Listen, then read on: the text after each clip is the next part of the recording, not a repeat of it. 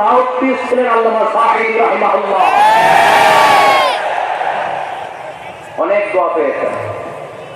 আমরা পড়েছি, এমন জীবন তুমি করিবে গঠন, মরণে হাসিবে তুমি, কাঁদিবে ভুবন। গোটা বিশ্বকে তিনি কাঁদিয়েছেন। আল্লামা যখন ইন্তেকাল করলেন, আমি তখন মালয়েশিয়া থেকে যুক্তরাষ্ট্রে একটা কনফারেন্সে যোগ দিতে যাচ্ছি, কাতার এয়ারলাইন্সে। মালয়েশিয়া থেকে দোহাতে নামলাম। দোহায় যখন আমার ট্রানজিট, তখন শুনতে পেলাম যে আল্লামা বিদায় নিয়েছেন। সোশ্যাল মিডিয়ায় শুনে বিশ্বাস করতে পারলাম না। মুহূর্তের মধ্যেই মাসুদ সাইদি ভাইকে মেসেজ করলাম, উনি কোনো উত্তর দিতে পারলেন না। মাসুদ ভাইয়ের সাথে যখন কোলাকুলি করি, আমাদের শামীম ভাইয়ের সাথে যখন কোলাকুলি করি, মনে হচ্ছে আল্লামা সাইদের গান পাই। শরীরটা লিটারালি কাঁপছিল, নিজেকে মানাতে পারছিলাম না, বিশ্বাস করতে পারছিলাম যে আসলে আল্লামা বিদায় নিয়েছেন।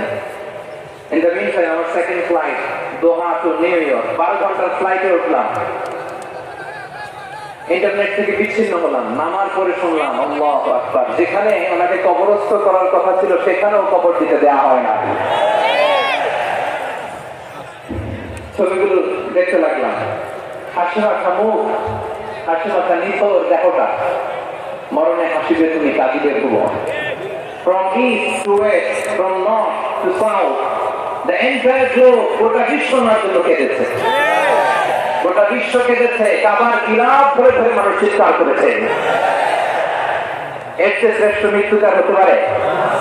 আমাদের আল্লামার আর কি পাওয়ার ছিল বলেন? আর কি পাওয়ার ছিল?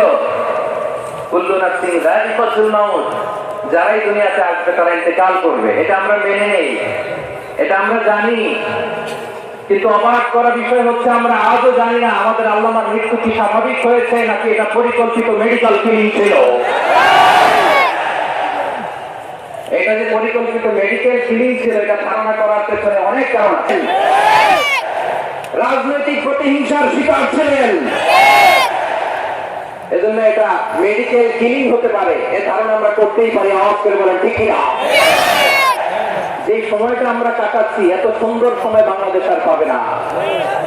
আমাদের জন্মের পর থেকে এরকম চমৎকার সময় আমরা পাই নাই। এটাই আসল সময়। আমরা ইন্টারিম গভর্নমেন্টের কাছে দাবি জানাই, উচ্চতর তদন্ত কমিটি করে